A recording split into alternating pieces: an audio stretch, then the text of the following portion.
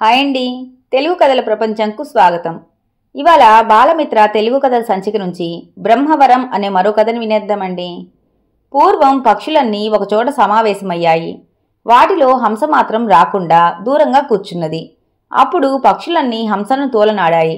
అంతేకాదు హంసను తమ నుండి వెలివేశాయి. అప్పుడు హంస బ్రహ్మ గురించి తపస్సు చేసింది. బ్రహ్మ ప్రత్యక్షమై ఏదైనా వరం కోరుకోమన్నాడు. హంస బ్రహ్మతో, స్వామి, పక్షులన్నీ నన్ను వెలివేశాయి. నాకు వాటి ప్రవర్తన నచ్చలేదు. ఇతరులను తోలనాడటం, చనిపోయిన ఇతర జంతువులను తినటం, ఇతరుల పట్ల ఈర్ష్యను కలిగి ఉండటం నాకు నచ్చలేదు. వాటికి సద్బుద్ధి ప్రసాదించాలని కోరుకుంటున్నాను. అంతేకాదు వాటికి వరాలు ఇమ్మని మిమ్మల్ని వేడుకుంటున్నాను అని ప్రార్థించింది. దానికి బ్రహ్మ సంతోషపడి, ఓ హంస, నీవు నీ జాతి వాళ్ళు తోలనాడినా వారి మంచినే కోరావు. వారికి కూడా వరాలిమ్మని అడుగుతున్నావు.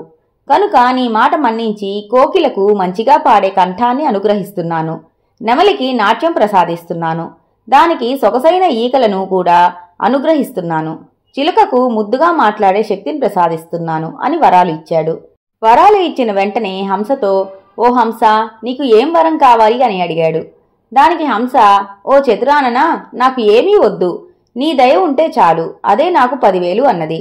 అప్పుడు బ్రహ్మ మిక్కిలి సంతోషపడి, నీ నిస్వార్థ ప్రవర్తనకు నేను చాలా సంతోషపడుతున్నాను. నీవు అడగకుండానే నీకు కొన్ని వరాలు అనుగ్రహిస్తున్నాను. నీ పేరు హంస కనుక ఉత్తములు పరమహంసలుగా కీర్తిని పొందుతారు. అదేవిధంగా నీ నడక అమ్మాయిలందరికీ ఆదర్శప్రాయమవుతుంది. వయ్యారంగా నడిచే విధానాన్ని హంస నడక అని అందరూ ఇక ముందు అంటారు. ఇంకా నీకు పాలను నీటిని వేరు చేసి ఎవరికీ లేని గొప్ప శక్తిని ప్రసాదిస్తున్నాను. గొప్పగా వెలుగొందే తెల్ల రంగును నీ హంస జాతికి ఇస్తున్నాను అని పలికి అదృశ్యమయ్యాడు బ్రహ్మ. దాంతో హంస తన వరాల కన్నా తన తోటి పక్షులకు ఇచ్చిన వరాల వల్ల మిక్కిలి సంతోషపడింది. మిగతా పక్షులన్నీ హంసను తోలనాడినందుకు ఎంతో విచారించి హంసను మిక్కిలి గౌరవించాయి. ఇంతటితో కథ కంచికి మనం ఇంటికి. ఈ కథ కనుక మీకు నచ్చినట్లయితే లైక్ చేసి, షేర్ చేసి, కామెంట్ చేసి మన ఛానల్కి సపోర్ట్ చేసేయండి ఫ్రెండ్స్. ఇక ఉంటానండి. By by.